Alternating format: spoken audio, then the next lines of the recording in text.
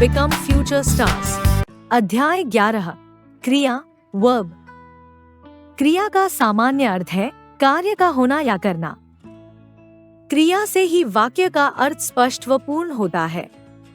इस प्रकार क्रिया वाक्य का अनिवार्य तत्व है। देखिए, पढ़िए और समझिए। लड़का हंस रहा है। हिरन दौड़ रहा है। पेड़ पर कौआ बैठा है। यहाँ चित्रों के नीचे लिखे वाक्यों में कोई न कोई कार्य हो रहा है।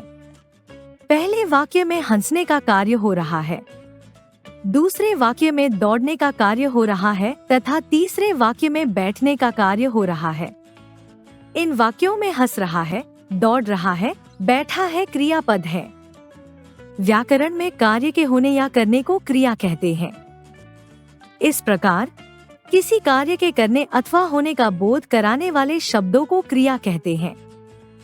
इस प्रकार किसी कार्य के करने अथवा होने का बोध कराने वाले शब्दों को क्रिया कहते हैं। धातु रूट। क्रिया का मूल रूप धातु कहलाता है। क्रिया की रचना धातु से होती है। क्रिया के प्रत्येक रूप में धातु होती है, जैसे धातु, क्रियापद, पढ़, पढ़ा, पढ़ता, पढ़ती, पढ़ेगा, पढ़ेंगे, पढ़ूंगा, पढ़ो आदि। लिख, लिखा, लिखता, लिखती, लिखेगी, लिखेंगे, लिखूंगा, लिखो आदि।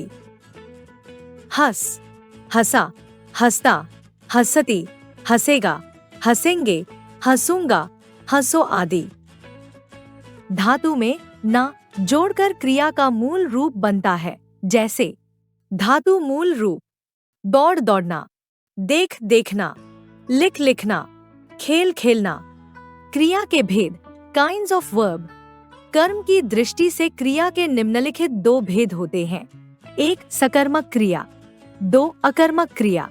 एक सकर्मक क्रिया ट्रांजिटिव वर्ब। जिस क्रिया के साथ कर्म का प्रयोग होता है उसे सकर्मक क्रिया कहते हैं, जैसे एक विवेक ने गीत लिखा, कर्म गीत। दो सुमित खाना लाया, कर्म खाना। उपर्युक्त वाक्यों में गीत और खाना कर्म है, अतः लिखा और लाया शब्द सकर्मक क्रियाएं हैं। सकर्मक क्रिया की पहचान करने के लिए क्रिया से पहले क्या शब्द लगाकर प्रश्न करते हैं। जो शब्द उत्तर में प्राप्त होता है वही कर्म होता है और क्रिया सकर्मक होती है, जैसे प्रश्न, उत्तर। एक विवेक ने क्या लिखा, गीत। दो सुमित क्या लाया, खाना।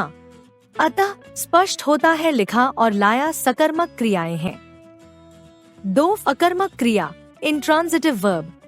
जिस क्रिया के साथ कर्म का प्रयोग नहीं होता है उसे अकर्मक क्रिया कहते हैं, जैसे एक सुदीप लिखता है, कर्म नहीं है। दो रूपा याद कर रही है, कर्म नहीं है। उपर्युक्त वाक्यों में क्रियाओं के साथ कर्म का प्रयोग नहीं हुआ है, अतः ये अकर्मक क्रियाएं हैं। यह ज्ञात करने के लिए कि क्रिया अकर्मक है, क्रिया से पहले क्या शब्द लगाकर प्रश्न करते हैं, जैसे प्रश्न, उत्तर। एक सुदीप क्या लिखता है, उत्तर प्राप्त नहीं होता। दो रूपा क्या याद कर रही है, उत्तर प्राप्त नहीं होता। अतः जिस क्रिया के पहले क्या शब्द लगाने पर उत्तर प्राप्त नहीं होता वह अकर्मक क्रिया होती है। इसके अतिरिक्त विकर्मक क्रियाएं तथा अपूर्ण क्रिया भी होती हैं।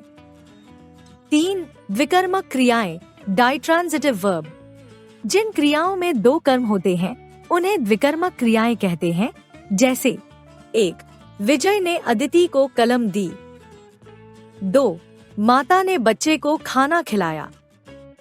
इन वाक्यों में प्रयुक्त क्रियाएं द्विकर्मक हैं। ऐसी क्रियाओं के साथ प्रयुक्त कर्म मुख्य कर्म तथा गौण कर्म होते हैं।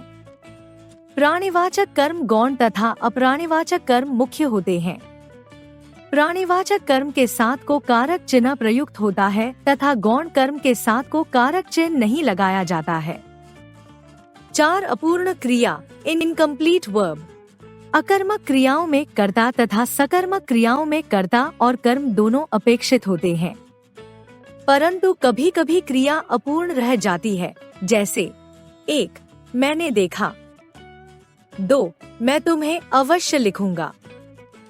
पूरक कॉम्प्लीमेंट अपूर्ण क्रिया के अर्थ को पूर्ण करने के लिए जिन शब्दों का प्रयोग किया जाता है उन्हें पूरक कहते हैं, जैसे 1. मैंने उसे देखा। 2. मैं तुम्हें पत्र अवश्य लिखूंगा। इन वाक्यों में उसे तथा पत्र शब्द पूरक का कार्य कर रहे हैं। Like, share and subscribe.